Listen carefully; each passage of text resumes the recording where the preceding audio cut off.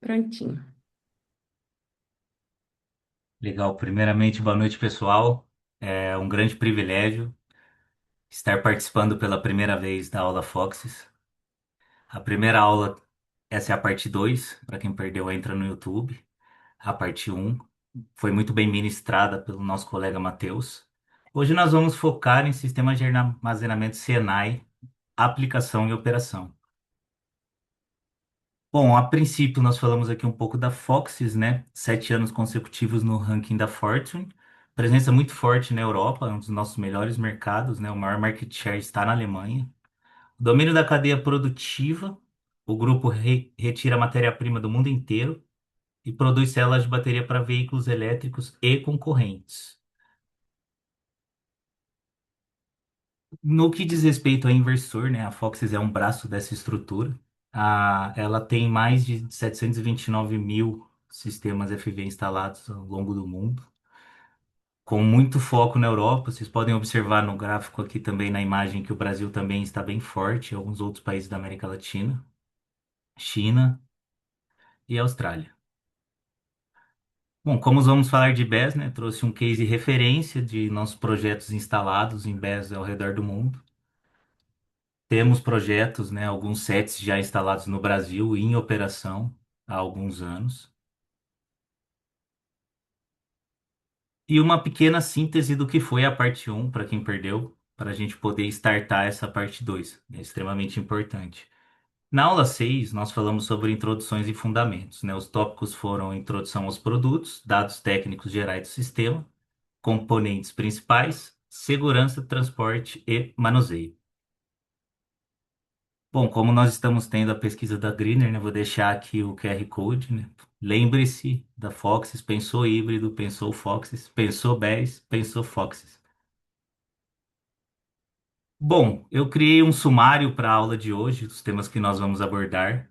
Vamos começar com uma introdução rápida ao BES, voltando um pouco na aula anterior. Depois vamos falar de toda a arquitetura do sistema, estratégias de controle, modos de operações específicos, manutenção preventiva e corretiva e integração com sistemas externos e monitoramento remoto. Partindo um pouco daquela parte de introdução, eu sempre gosto de começar a falar de BES entendendo o conceito do que é BES e o que não é BES.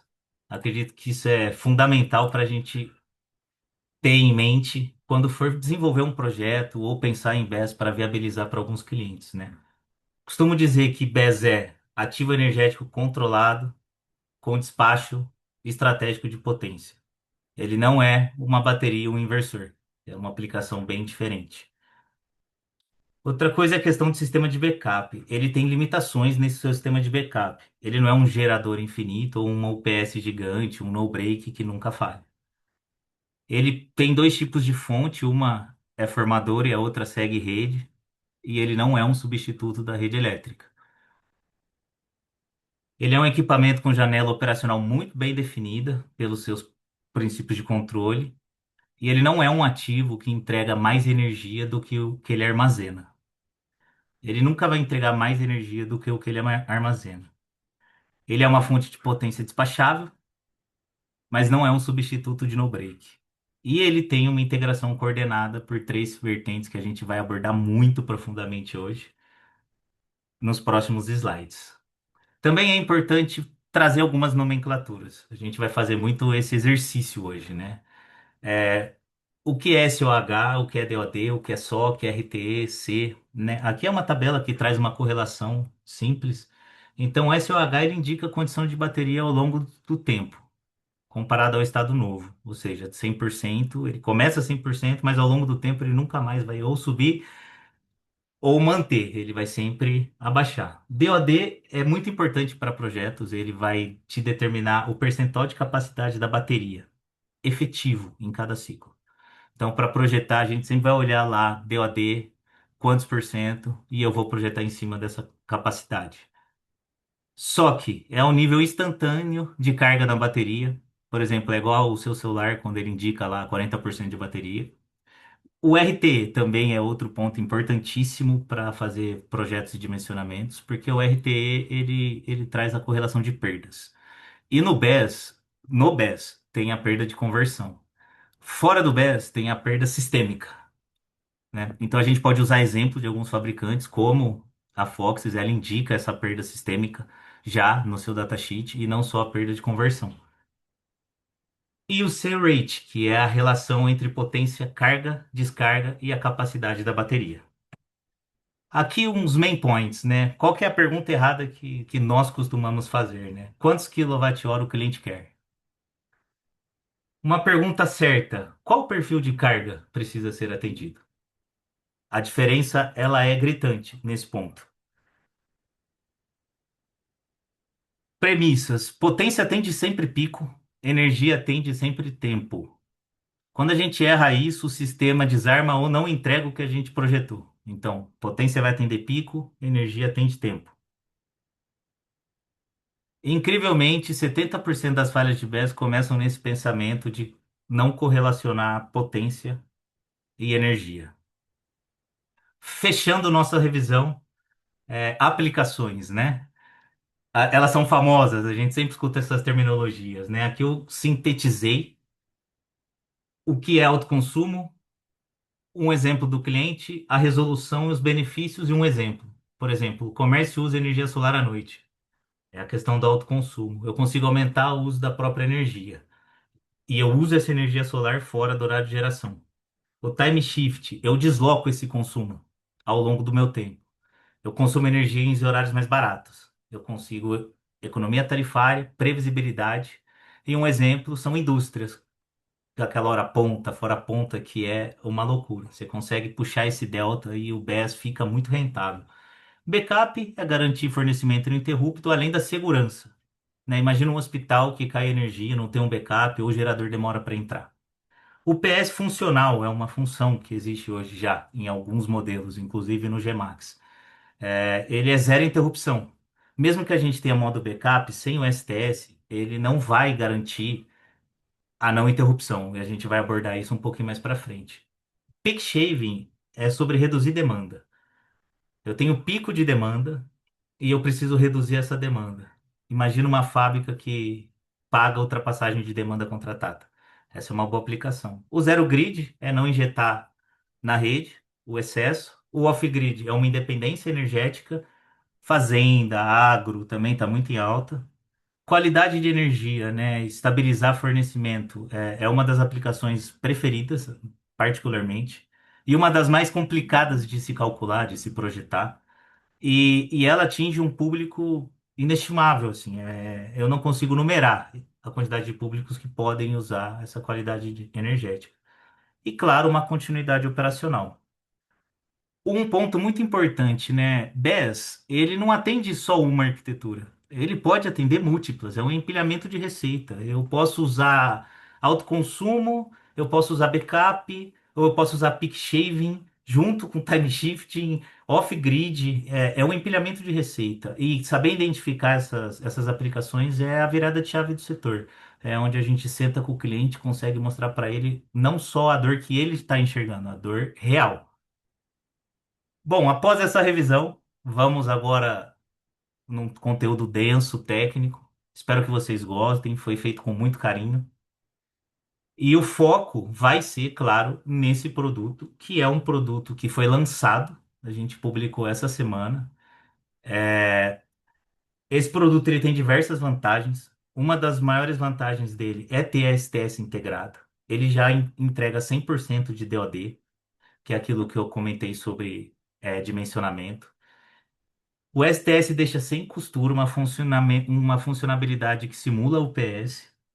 Ele tem níveis de proteção a nível de célula, tanto para incêndio quanto monitoramento para fundamento de tensão. Além disso, ele é refrigerado a líquido, o que ele garante uma temperatura interna a nível de célula também e aumenta a qualidade energética, a qualidade de potência e o principal, a vida útil da bateria. São 8.000 ciclos. E eu gosto de falar de topologia. A gente vai começar falando de topologia. Só que topologia virou muito um mito didático, digamos assim, em BES. Todo mundo acha que a C-couplet versus DC-couplet, centralizado versus híbrido, híbrido versus eletrocentro, explica todo o sistema. Não explica. O que explica é aplicação, modo de operação, intertravamento e quem manda em quem. Ou seja, BMS, EMS, PCS, escada, relé, disjuntor no QTA. Topologia é consequência da aplicação, não ponto de partida. E hoje existem várias arquiteturas possíveis, mas o princípio de controle, proteção e operação, eles são os mesmos. O Gmax, por exemplo, esse que nós estamos falando, a topologia dele é predominante híbrida. Ele é AC-coupled com arquitetura interna em barramento DC. E daí eu vou explicar por quê nos próximos slides. Vamos destrinchar só um pouquinho como que isso funciona. O Gmax, ele se conecta à rede AC, as cargas em AC e o ponto de acoplamento com a instalação em AC. Isso o classifica como AC. Do ponto de vista interno do equipamento, por ele ter um híbrido dentro dele, né, com bastante aspas, ele consegue fazer gestão do barramento DC. Ele tem a bateria conectada diretamente ao DC do bus, ou pela entrada FV via MPPT, ou através da conversão DC a C. E o STS ele atua sempre no AC, que também tem um STS integrado. Normalmente o STS é externo. Quando o STS é externo no BES, você não consegue trabalhar em 10 milissegundos, porque o inversor ele tem que trabalhar em off-grid no modo Black Start. E daí tem um tempo de atuação, e daí é 1000 milissegundos, mais ou menos, em média. Então o nosso consegue trabalhar em 10 milissegundos. Ou seja, né, voltando para a topologia, fotovoltaico não passa por AC antes de chegar nesse equipamento. E você não precisa ter um inversor adicionado ao seu projeto. A bateria, ela também não depende da rede. O controle é feito no DC Bus, internamente. Mas ele não é ser puro, por conta desse ponto que eu comentei. Agora a gente vai falar sobre o que manda em aplicação, estrutura interna. A estrutura interna, ela é dividida em blocos. Eu costumo falar que são 5 blocos. E eu vou falar bloco a bloco aqui para vocês. Mas eu trouxe imagens para a gente gravar. Por exemplo, o BMS. O BMS a gente sempre vincula a baterias, porque ele gerencia, ele monitora e ele dá esse comando de gerenciamento para o MS. Daí o MS vai fazer a função que ele tem que fazer. Depois dessa estrutura, vem outra estrutura, que é a PCS. Eu coloquei AC/DC como um bom fã do velho rock and roll, né, para também memorizar, porque a PCS, e eu não estou falando de DC/DC nesse momento, eu estou falando de PCS. Toda BES, quase toda BES tem PCS. A PCS ela é responsável como AC/DC, né? Ela é responsável por conversão de DC para AC. A próxima é o STS. E eu coloquei o flash porque o STS ele precisa ser rápido. Qual que é a função do STS no meu sistema? Eu tenho diversas fontes, né? Minha rede cai, eu tenho que entrar com um gerador. O STS faz essa comutação rápida ou ultra rápida, dependendo do modelo, sem ter problemas de intermitência na rede, sem ter quedas da rede. Então eu costumo brincar que o STS é o flash. E tem dois outros pontos da estrutura extremamente importantes, que é o DC-DC, e eu sempre vinculo ao painel solar, a uma instalação solar. A grande vantagem de ter o DC-DC encorpado no BESS, né, fazendo com que ele seja um verdadeiro all-in-one, é não ter a necessidade de ter um PV com inversor, aí você vai ter a perda do inversor, dependendo do distanciamento, você vai ter perda no cabeamento assim que sai do inversor até o BESS. É tudo diretamente conectado ao próprio BESS. E por fim, o MS, que é o cérebro de tudo, né? O MS é o grande gestor de todas essas informações, dessas grandezas elétricas e de como tudo vai funcionar. E é onde você vai atuar diretamente na estrutura de operação que você vai parametrizar. O MS também é responsável por comunicações externas, como um SCADA, como o sincronismo com o relé para atender às normativas de anel e das concessionárias. O EMS é o cérebro disso tudo, dessa engrenagem gigante que é o BES. Seguindo, né? Vamos dar uma olhadinha. no Gmax por dentro, né? Aqui a gente tem uma arquitetura integrada, com DC-DC dedicado, o STS integrado também, com controle unificado. Com isso, menos interferências externas. Eu não preciso de equipamentos externos. Ele fica um pouco mais plug and play. Eu não gosto do termo plug and play porque não é simples fazer um comissionamento de STS, e a gente também vai falar disso hoje. A arquitetura montada é bateria direto, a ATS e STS que não é externo, e controle distribuído. Aqui em cima a gente tem os packs de baterias, né? Dentro dessas baterias tem o conjunto de células e os módulos formam um cluster. E aqui a gente tem os sistemas de proteção. Falando um pouco agora sobre sequência de energização. Quando a gente fala em cold start, não é simplesmente ligar uma BESS. Como que funciona quando nós ligamos uma BESS? O sistema, primeiro, ele se prepara. Ele energiza controle, energização de serviços auxiliares. Depois ele valida a bateria. Porque sem bateria saudável, não existe operação segura. Em seguida, ele condiciona o meu barramento DC, através de pré-carga, evitando corrente de pico. Depois ele habilita o DC-DC, entra em operação. Ele controla a corrente das baterias também. Por fim, o PCS é inicializado. Sincroniza com a rede, entra em standby e a partir daí o sistema está armado e pronto para operar conforme a aplicação, via EMS. Essa é a estrutura da passo a passo de como funciona um sistema. Então eu costumo falar, ele é cold start. BES não liga tudo ao mesmo tempo. Tem uma sequência. Depois da sequência, é legal a gente falar de energização. O sistema, ele sempre vai entrar em um estado armado, né? Ele, a partir daí, quem garante que ele não opere fora dos limites são os intertravamentos, que é o que a gente vai comentar agora. E os intertravamentos, eles têm níveis, né? Tem níveis de seguridade. O primeiro, segundo e terceiro nível. O primeiro nível desse intertravamento do BES é sempre segurança. Quais seguranças? Falhas críticas de bateria, isolamento, temperatura, desbalanceamento de tensão. Tudo isso faz o sistema desligar imediatamente. O segundo nível é funcional e ele fica a cargo do EMS. O sistema não desliga. Ele se protege, reduzindo potência, ou ele muda e altera o modo de operação para uma operação segura. E o terceiro nível está na comutação, né? O STS só atua se todas as condições elétricas e lógicas forem atendidas, não só o sincronismo, mas também dentro do BES. Nenhuma estratégia de controle, ela ignora um intertravamento. E um ponto importante, quando eu vejo condições de intertravamento de segurança, um equipamento que é refrigerado com maior confiabilidade, ele garante temperatura da célula, temperatura do módulo, temperatura do cluster, determinado por testes de laboratório. Então, a variação de temperatura é baixa. Por exemplo, do Gmax, ela vai variar 2 graus no máximo, dentro da janela de operação dela. E até 55 graus externos, ele trabalha sem interferência. O que acontece, além disso, existe um monitoramento a nível de módulo. Aí já é na questão do monitoramento.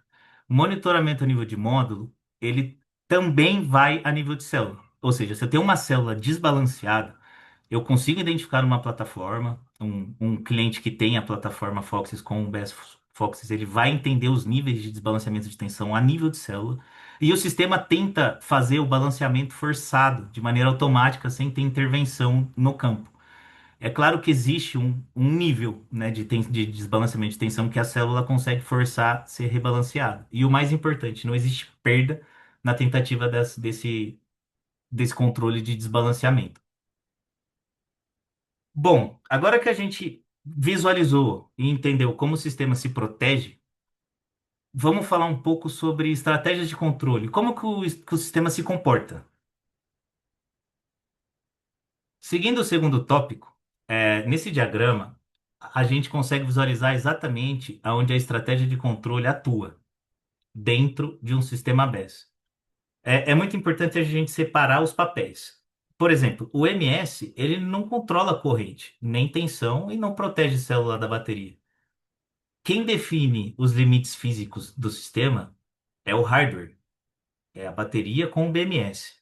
É no DC-DC. Ele vê só que temperatura, limite de corrente e gerencia isso. O MS recebe continuamente estados e limites desses blocos. Estado da bateria, qualidade da rede, demanda de carga, condições do equipamento. Com base em todas essas informações que ele recebe, as decisões do MS não são ações diretas. É muito importante falar isso. Elas são enviadas como set points de comando, para que cada equipamento consiga realizar. Explico. O PCS, ele entrega a potência ativa, ele faz set de potência. Ele trabalha em rampa e ele tem dois modos de operação: formador de rede, seguidor de rede. Ele vai fazer o double check com o MS vai mandar os set points e quem vai fazer é o PCS. E o STS é a mesma coisa. O STS só atua quando o MS autoriza. O MS quem vai dar essa autorização do bloqueio ou comutação. Tudo passa pelo MS, mas ele não é o executante. Eu gosto de falar assim: o MS é o cérebro, a PCS ela é o coração e o BMS é o corpo.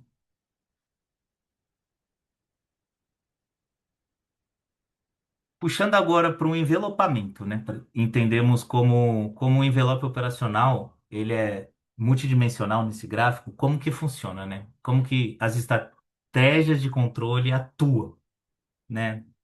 É muito legal esse gráfico porque representa um envelope. Aqui a gente consegue ver no gráfico que existe diferentes limites de potência, energia. O sistema ele opera dentro de vários limites ao mesmo tempo, né? BES ela é um conglomerado de limites e a potência, por exemplo, aqui ela é limitada pelo PCS. Então, aonde eu tenho amarelo, eu tenho uma limitação que é dinâmica. O intertravamento, o final de tudo, ele atua fora do envelope. Ou seja, esse intertravamento ele só funciona depois de todas as estratégias de controle, começando sempre como uma operação segura dentro da estratégia de controle, que é operacional e simultâneo. Quem que está dentro? Energia, SOC, temperatura, estado da rede e PCS.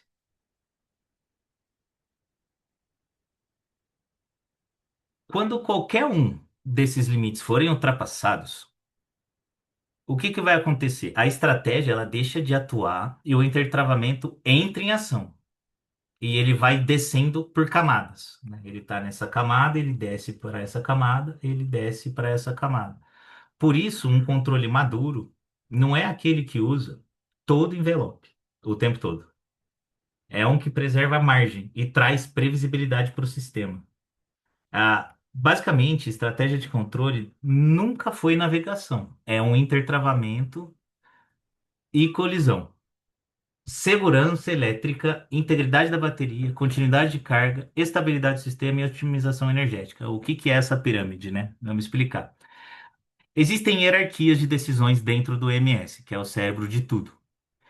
Essa ordem ela não é conceitual, ela é prática e obrigatória. No topo, a segurança elétrica vem sempre como primeira premissa. Depois da segurança vem a integridade da bateria. Depois da integridade da bateria vem a continuidade de carga. Depois, estabilidade do sistema. E olha que engraçado, só por último tem a otimização de energia. Se eu não tiver todas as condições ok, eu não consigo atender o que o BES propõe na ponta.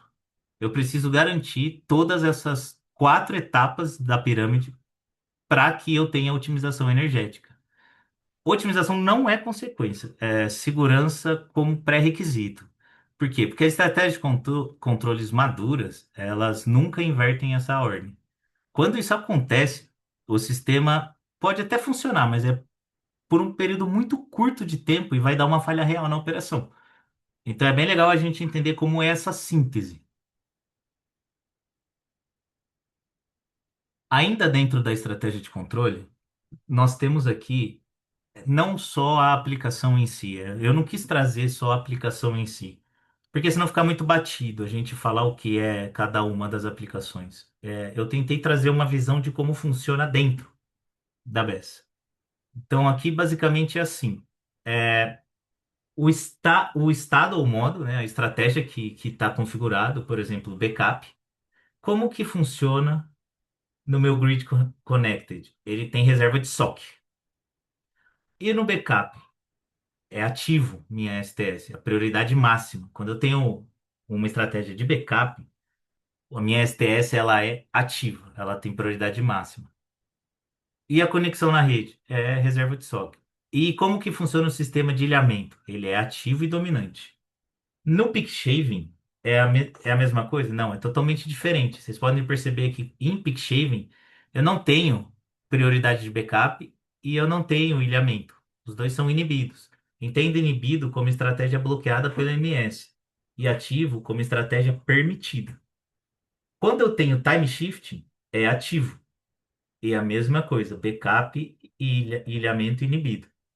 O meu controle de SOC, ele é dinâmico no Grid Connect, conservador no backup e restritivo no ilhamento. Por que conservador em backup? Por exemplo, a maioria dos produtos BES eles não conseguem entregar com SOC inferior a 50% algo na porta de backup. E sempre a porta de backup ela tem limitação. Sempre, ela não vai ser a potência aparente e ativa do meu sistema. No controle de potência, trabalhando na estratégia de controle de potência, o meu Grid Connect atua de modo de grid following, ou seja, eu sigo a rede. O meu backup vai trabalhar como formador de rede e no ilhamento, formador de rede. Existe uma diferença muito grande na atuação que eu vou ter ali no meu controle de potência, dentro da minha PCS. Um eu sigo a rede, os outros dois eu formo rede. E quando eu formo rede, se eu não tenho uma STS, eu tenho que usar dentro da PCS um vetor de modulação PWM. Não é mais a fonte real seguindo rede. Para fazer essa alteração, um PCS convencional, ele para formar rede, ele leva pelo menos uns 2 minutos, né? É muito importante falar isso. E a atuação do STS é inativo no Grid Connected, ativo, backup e ilhamento. Então, assim, puxando sardinha para o Gmax, né? No Gmax, estratégia não é se adaptar ao modo, é respeitar todos os tipos de modo. Fechado estratégias, agora a gente vai para modos de operação. Aqui eu tenho um modal de arquitetura funcional de portas. E antes de entrar nos modos de operação, é fundamental entender a arquitetura real de portas, fontes do sistema. O Gmax ele não é um equipamento com uma entrada e uma saída genérica. Ele é um sistema com múltiplas interfaces, digamos assim, cada um com um papel bem definido. A entrada fotovoltaica é uma fonte unidirecional. Imagina que a entrada fotovoltaica aqui em cima, ela é uma fonte unidirecional. Ela pode alimentar cargas e também carregar a bateria, mas ela nunca recebe energia do sistema. Isso é uma decisão de engenharia elétrica, né? Não, não tem como a gente trazer corrente reversa para fotovoltaico. O PPT não opera de forma reversa. Aí, aqui na parte de rede, a gente tem um sistema que está presente dentro do limite, né? Puxar a rede aqui, ó. Eu tenho load, que são cargas não essenciais. Eu tenho backup, que é reserva para as cargas, e backup crítico para alimentar cargas críticas. E entrada para gerador. Como que funciona isso, né? Quando a rede falha ou sai do envelope, ela deixa de ser referência e o sistema tem que mudar de modo. Quando o sistema muda de modo, a bateria é a única fonte interna totalmente controlável. Então ela pode tanto fornecer quanto absorver energia, conforme a estratégia do EMS. Falar do gerador. O gerador ele entra como uma fonte auxiliar. Ele pode sustentar. Isso é interessantíssimo, porque o gerador ele pode sustentar carga e também ele carrega a bateria. Mas o seu uso é sempre subordinado à lógica do EMS e às condições do sistema. Não tem como um gerador ele alimentar a bateria se o soque da bateria estiver muito alto ou se o gerador é pequeno, ele não suporta, né? Então é sempre bom ter essa visão de projeto, como que foi dimensionado. Já as portas de carga, né? Load. backup e backup crítico, elas não são equivalentes. Cada uma tem um nível de prioridade. Então, vamos entender os níveis de prioridades de cada uma porta. E imagina uma situação hipotética de restrição de energia. O sistema não vai atender tudo de uma vez só, ele vai preservar a porta de backup crítico, depois a de backup e por último a carga comum. Então existe uma hierarquia dentro do sistema. Uma pequena conclusão desse slide seria que o GEMAX, o modo de operação dele, não define quem fornece energia. Ele consegue também redefinir quem consome, quem pode consumir, quem é prioridade e quem pode ser cortado, dependendo da circunstância. Se esse conceito não estiver claro dentro da configuração, todo o restante da análise fica comprometido. Agora que a gente visualizou a questão de modos de operação e arquitetura funcional das portas do Gmax Plus, seria muito interessante a gente entender o que muda, né, em cada uma desses modos de operação. Então, o próximo slide, ele é um slide que está muito voltado para modos de operação, né? É um resumo técnico. Qual que é o meu modo de operação? Grid Connected. Qual que é a minha referência? Rede. Como que minha PCS atua? Seguindo rede. O meu STS está inativo. O meu PV ativo e em standby. Entre aspas, né? Na bateria. Como que tá minha bateria? Buffer e reserva. É fazendo gestão ali. E o meu gerador? Standby. E as portas de carga estão em load. No backup, a minha referência sempre vai ser o PCS porque ele está formando rede. O meu STS é ativo e o meu PV pode ser, ele pode contribuir, mas com intermitência. A bateria passa a ser minha fonte principal e o gerador um opcional. E aqui eu consigo fazer várias coisas, né? Eu consigo determinar por tempo, determinar por condição, fazer alternância entre gerador e bateria. Eu posso carregar a bateria pelo gerador dentro de um conceito de gerador que atenda, né, a bateria. E as minhas portas de carga, elas são backup crítico. É exatamente onde está o foco da porta de carga. No ilhado, é praticamente a mesma coisa, só que o gerador é um suporte.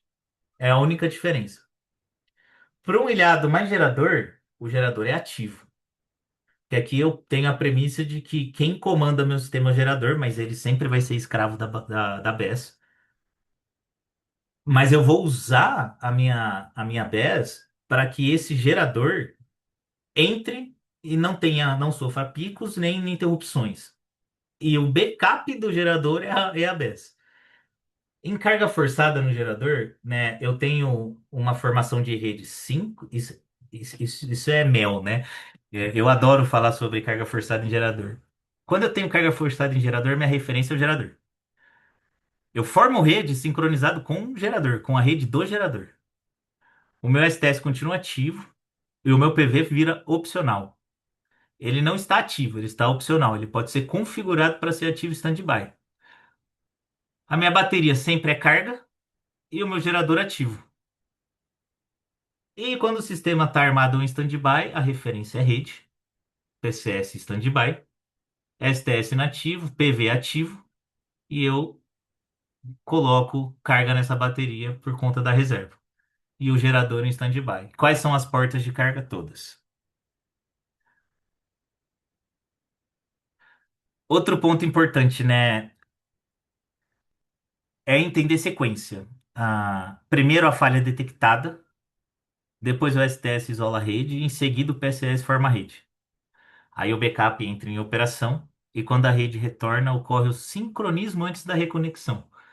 É basicamente como está aqui na sequência, né? Todo o resto, portas, fontes, prioridades, tudo isso acontece dentro dessa sequência. Então, é condição de rede, falha detectada, abertura de STS, PCS forma rede, ativa o backup, sincronismo, retorno da rede. Então, é detecção, isolamento, formação, operação e retorno.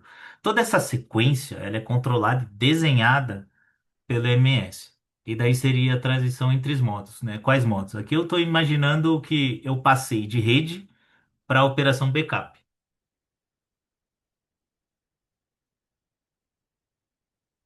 Outro tópico, né, bem interessante é a questão de manutenções, né? Manutenção preventiva e corretiva.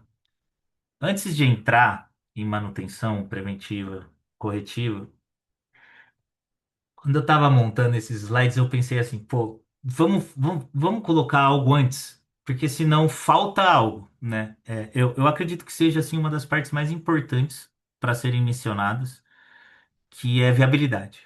O primeiro ponto é o QTA, esquema de proteção, relé, intertravamento, seletividade. Todos eles precisam ser coerentes com o modo de operação que a gente quer estudar. Quantas vezes acontece da gente estudar um projeto e no QTA já tem um grupo gerador ali e o tipo daquele relé que vai abrir o disjuntor do QTA quando entender que falta rede, ele tem um tempo de atuação menor do que o do gerador, ou ele foi comprado para atender o tempo do gerador e daí a gente tem uma STS de 10 milissegundos. Como que o relé vai se comportar em relação a isso, né? Por isso que precisa fazer estudo de seletividade e intertravamento lá antes do BES, bem antes. A gente está falando ali na entrada, né? Normalmente o STS, ele não armazena carga, então ele dá condição. E o MS entende sincronismo e envia. Então tá tudo dentro do MS. Muitas vezes, quando não tem é, gaps entre relé, o relé que eu digo é o relé que está para atuar no disjuntor. Esse relé, ele tem que respeitar diversos tipos de requisitos da concessionária, né? Tempo de sincronismo, tensão, corrente, frequência. Ele tem as ANSIs, né? Que todo mundo fala. A necessidade de alteração de esse relé em um projeto já existente, ela é bem alta. Ela é bem alta. Por quê? Porque ela tem que se adequar ao novo projeto. Ele tem que se adequar ao tempo de comutação, às estruturas da BES. Quando não é necessário, quando vamos supor, a rede cai, o STS tem um tempo menor do que o relé, ele não vai mandar fluxo reverso derrubar o relé, ele não vai deixar com que o relé enxergue a condição de falta da rede. Agora, se o tempo do relé é menor que o tempo do STS, vai derrubar. Ele vai proteger o sistema, vai abrir o disjuntor.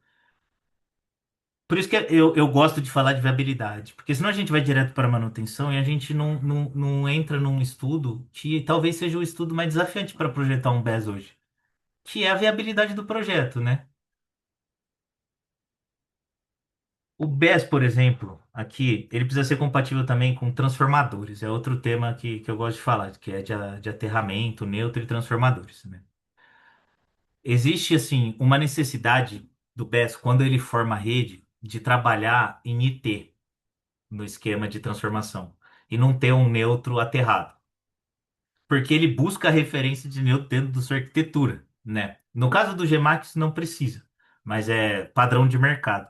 Então a gente tem que fazer uma adequação de sistema de aterramento e verificar a viabilidade do transformador. Além, é claro, né, de premissas assim mais simples, que é potência, impedância, conexão, né? Qual que é o aterramento e o esquema do neutro dentro do BES? É importantíssimo. Como que funciona o sincronismo? A gente falou.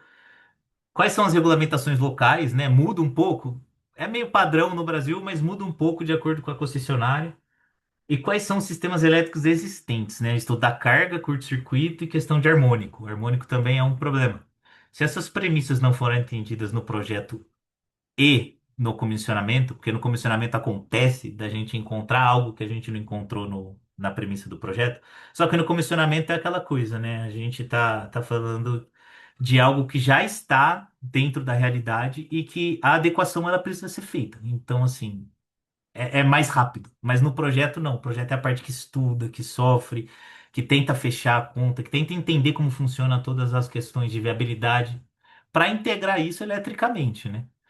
Então, a ausência dessas premissas compromete com certeza a operação. Você vai ter problema em comissionamento e também problema na questão de segurança. Então, antes de falar de manutenção, eu queria muito falar dessa parte de viabilidade técnica para quem faz projeto. Bom, vindo para manutenção corretiva e preventiva, né? Aqui, ó, eu errei o nome, tá ao contrário. Aqui tá manutenção corretiva. Na verdade, essa é a preventiva e provavelmente no outro slide vai estar preventiva e corretiva. Vamos seguir. Monitoramento contínuo é a base de tudo. Então, assim, o EMS é a fonte primária, alarmes e evento histórico é a sua premissa para manutenção preventiva. Entretanto, um ponto importante que deve ser levado em conta são sistemas de refrigeração, ventilação e substituições de equipamentos que se vão ao longo do tempo. Dentro do manual do GMAX tem ali uma periodicidade standard. Mas isso varia, tá? De projeto para projeto. O que às vezes fala que tem que trocar filtro e fazer a substituição do antifrozen, né? Do glicol, que é o líquido que você coloca para refrigerar o BES, 6 meses, mas já tem projeto que não tem impacto, né? Então é mais tempo, pode ser um ano. Mais de um ano é raro, sendo bem honesto com vocês. Mas precisa fazer verificação periódica, sim, em ventiladores, fluxo de ar, dutos, grelhas.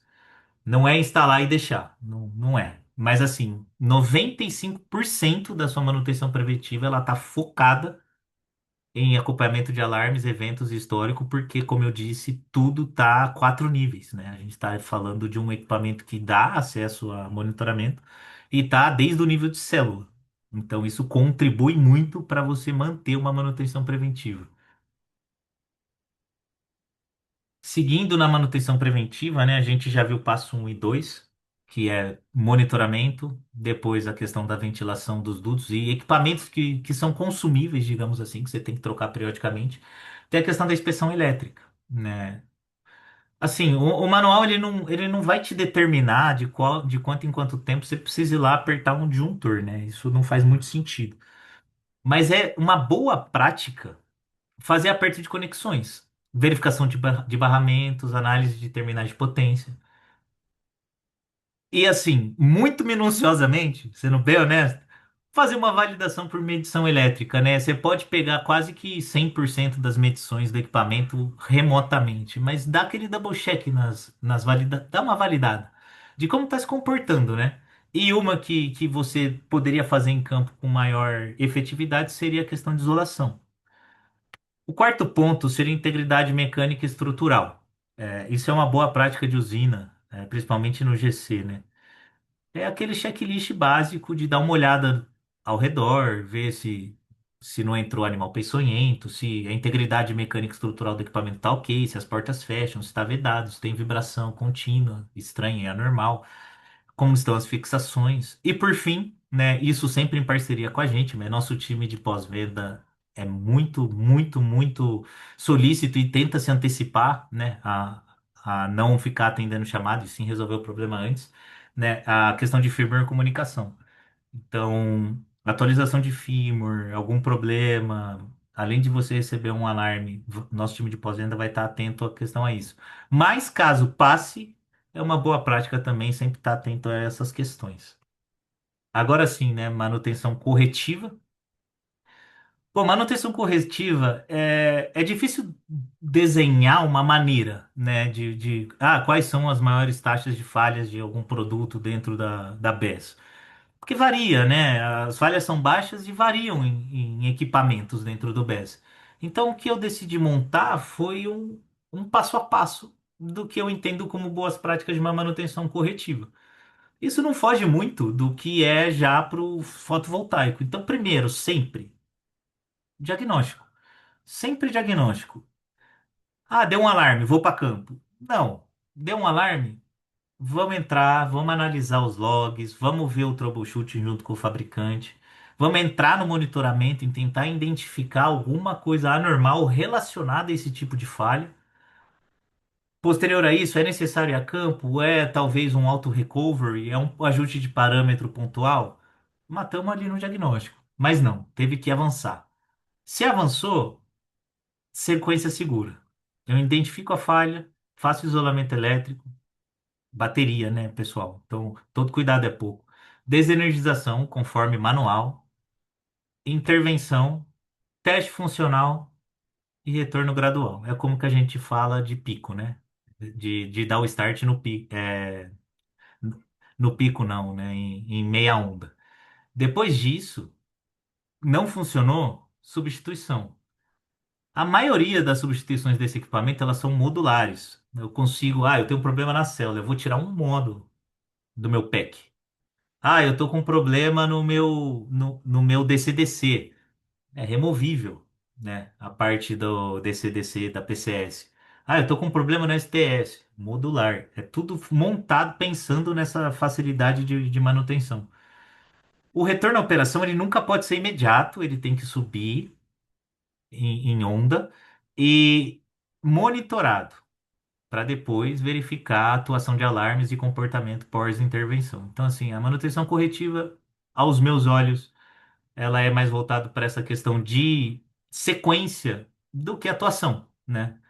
E outra, não dá para encher de slide falando como que troca o módulo. Ele é modular, é mais simples a gente avaliar a questão da sequência da manutenção corretiva bem desenvolvida. Bom, aqui, o próximo slide, ele fala um tema extremamente importante, que é a integração com sistemas e monitoramento, né? Aqui uma imagem que eu trouxe que eu tento elucidar como que funciona, né? Tudo isso aqui é BES, né? E aqui é onde tem escada, ele é comunicação, tá? Por isso que está tudo dentro de um mesmo desenho, né? No Gemax, o monitoramento, ele não é só a nível de módulo, como eu falei, né? Esses dados são todos tratados em BMS, PCS, STS e, por fim, o EMS, né? Então, uma síntese, o PCS ele fornece dados elétricos e vai executar comando. O STS é condição de rede. O BMS é condição das baterias. Toda essa informação, ela é integrada também, caso necessário, a sistemas externos. Como que funciona? Eu tenho que interligar a um SCADA. É protocolo, é Modbus, TCP/IP e fazer a configuração. Comunicação com PCS e STS externo, né? Não faz muito sentido o externo porque a gente tem um interno, mas supondo. Ou com o relé do QTA. Mesma coisa. Outro ponto que eu falo da viabilidade técnica. Muitas vezes o relé ele não tem, né? Entrada via RS-485 e Modbus. Ele não vai conseguir entender o comando que vai ser dado pelo MS através da comunicação da STS. A integração transforma o BES em um sistema controlado e seguro. Então, assim, é muito mais fácil de todo esse sistema a gente adequar um produto do que usar vários produtos, né? Por exemplo, um STS externo, PV externo, tudo externo para tentar trazer essa comunicação, porque comunicação é a chave da operação, é a segurança. Então, aqui eu quis consolidar que tudo se comunica entre si. E caso a gente precise de comunicações externas, o que é super factível em vários projetos, a gente consegue via protocolo aberto, que o nosso equipamento tem protocolo aberto RS-485 de comunicação e TCP/IP.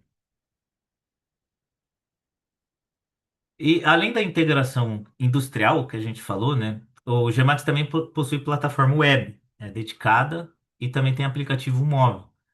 O monitoramento dela é realizado em tempo real com o histórico completo, né, de eventos. Eu trouxe um print, ele elucida bem aqui. Eu até peguei um case real que a gente tem, a data foi de ontem. E, basicamente, o acesso ao sistema é controlado por níveis de usuário, para vocês entenderem mais ou menos como funciona o mecanismo da plataforma.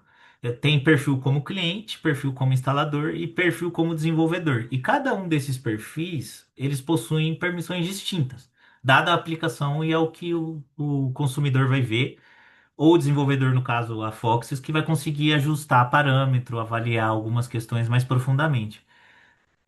Isso vai garantir segurança operacional, né? Imagina a gente dar acesso para o cliente final, ele muda um parâmetro ali que, meu Deus, dá alarme, ninguém entende nada, demora muito tempo para resolver. Então é segurança operacional, rastreabilidade e governança sobre o sistema. Então, basicamente, pessoal, o treinamento ele é isso, né? A gente vai abrir para perguntas. O Caio está comigo aí, parceiro de trabalho meu da Foxys. Antes de passar a palavra para as perguntas, eu queria pedir para vocês seguirem a Foxys, né, no Instagram, ficar por dentro das novidades, dos próximos eventos que a gente vai ter. Também vai ter aula Foxys surpresa, né? Essa foi surpresa até para nós, mas ficamos muito felizes. E aí, todas essas aulas, elas são gravadas e elas estão disponíveis no YouTube para ver quantas vezes quiser, ou se perdeu alguma, também tá lá. A próxima aula Foxes, pessoal, é uma aula muito legal. Por quê? Porque é uma aula que a gente vai trazer dimensionamento, né? E todos os diversos tipos de dimensionamentos, né? Levantamento de dados, aplicação de cenário real, como que faz dimensionamento considerando empilhamento de receita, até como é possível automatizar, talvez, não sei, né? Fica aí o mistério se isso vai aparecer na próxima aula ou não. E por fim, a gente consolida os projetos e vai ter um case real de um projeto real na prática. Então fica o convite, 12 de fevereiro, às 19 horas, nesse mesmo horário, nesse mesmo local. Espero encontrar todos vocês. E é isso. Obrigado. Estou aberto a dúvidas, sugestões, reclamações. Enfim, estou aqui para aprender com todos. Um abraço.